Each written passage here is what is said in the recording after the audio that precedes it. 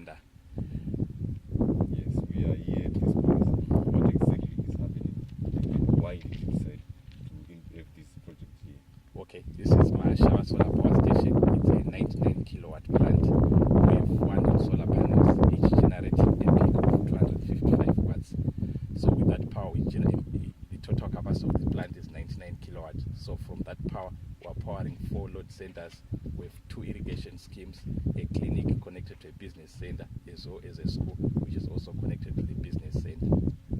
We chose this site because it is irrigation schemes which are in close range, because one of our objectives for this project was based on food security. Maybe what motivated you to come to Gwanda, this part of the country? Okay, considering that this part of the country is very dry, there is very little rainfall, but we discover that there is a lot of underground water that is being taken from Shashe River and Tuli River.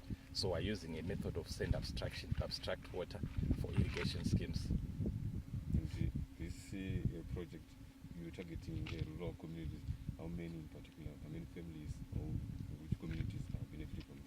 Okay. The project is targeting around 19,000 people.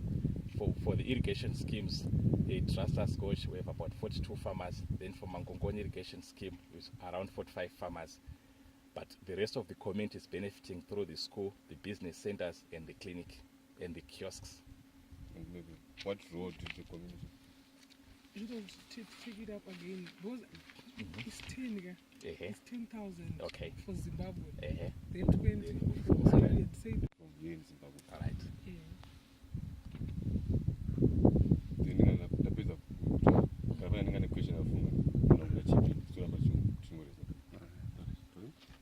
Here in Zimbabwe, we are targeting a population of 10,000 people. They are benefiting through the irrigation schemes, the clinic, the school, and the business centers, as well as the kiosks. When exactly did the project start? We started in 2015.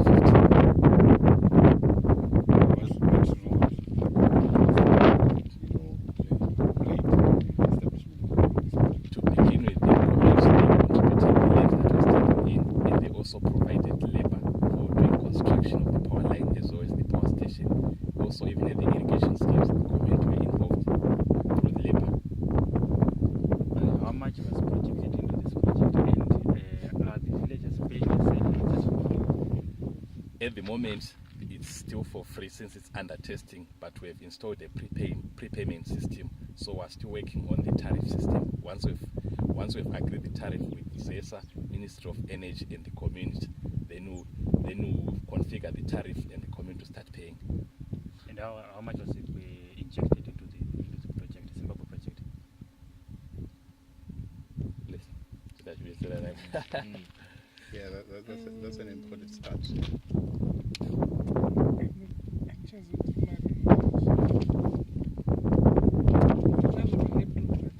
And also we've seen a lot of some projects, implemented throughout the country. How sustainable is this project according to your studies? Okay, for sustainability of this project, we have trained a local technical team who do the operations and maintenance of the line. So right from construction, they were involved as apprentices. So they got to know how we construct the power station, how we construct the power line, so it will be easier for them to do maintenance. And also, there is a board of trustees which was elected by the community to lead the community, so they will be responsible for the day-to-day running of this plant.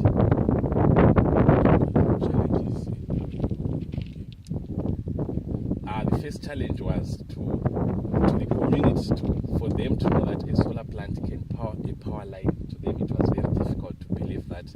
So we thought on safety issues, because they were thinking that maybe it's just like similar to the solar system that they use at home, which they test using their tanks.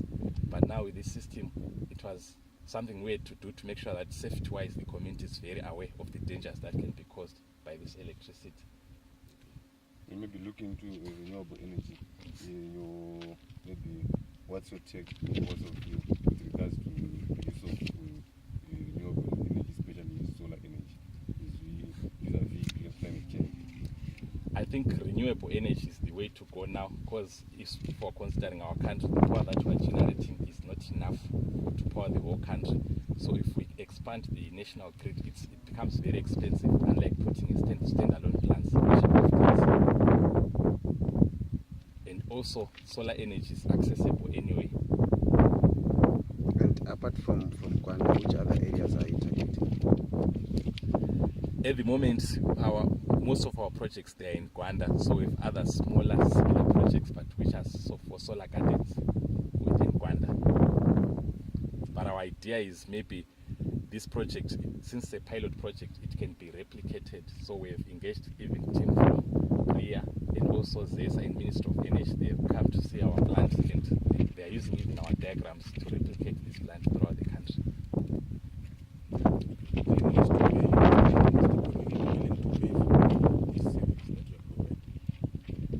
For the irrigation schemes, they are very much willing, because initially they were using diesel engines and it was very expensive, because in this place they had to go to Gwanda to get fuel, so it was very expensive for them. So paying to them, they have always been used to that. So for the power challenges to be a thing of the past, what else do you think is the solution? I would say replicating these renewable energy projects throughout all the country. I think that would be the best solution.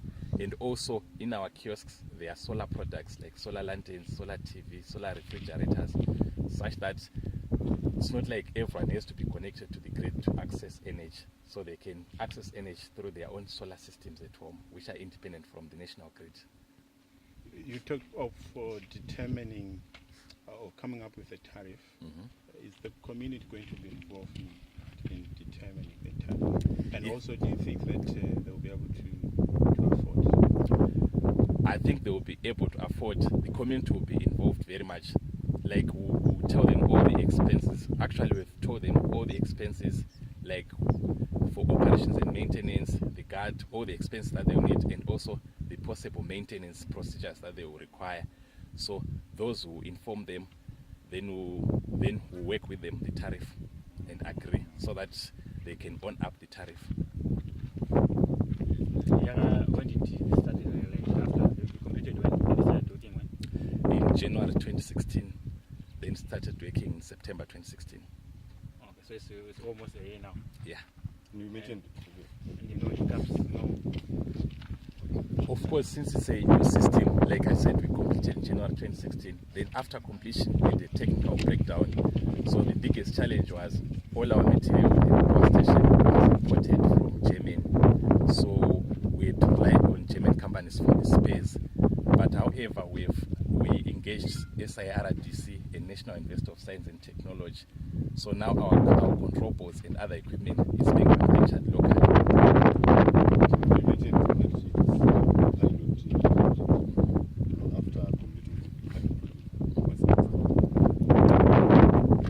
After completing, like when we get lessons from this project, we're able to replicate this project all over the country, and also from the lessons learned, we're able to advise even other power producers on what challenges we faced and how we overcame them.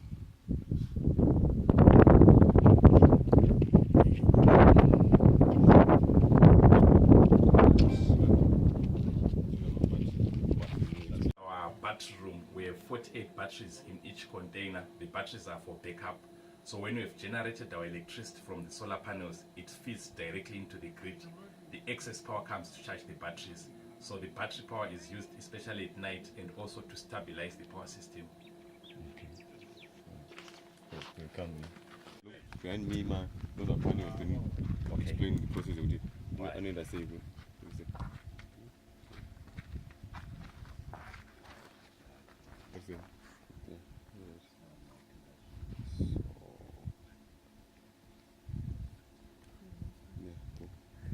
Once we've generated power from our solar panels, we feed the off-grid. Or let me come again. Okay, yes, sir. Once we've generated our power, we feed the communities through a 33 kV line. So our 400 volts from the solar panels, it goes into the substation, the step-up transformer, then it goes to the 4 load centers, 2 irrigation schemes, a clinic, a school, and 2 business centers. So we transmit our voltage at 33 kV. 200 on the right side and 200 on the left side, they are inclined at an angle of 30 to 45 degrees, so as to have maximum radiation. Maybe a message to Zimbabweans in terms of embracing solar energy. My message to Zimbabwe would be, let's embrace solar energy, let's use renewable energy, as this is the future for this country. It's very clean, very user friendly and legal maintenance. Thank you. We have 100. Okay. This is our sun tri-power inverter. We have 100 panels that are connected to each inverter. We have 4 of them within the plant. Each inverter generates up to 25 kilowatts, which is 25,000 watts. So depending on the amount of power that we need, we can switch one inverter or 2 inverters or all of them. If we have a greater load, we switch all the inverters. For these and other stories, visit our website www.263chat.com. Follow us on Twitter @263chat and like our Facebook page 263chat.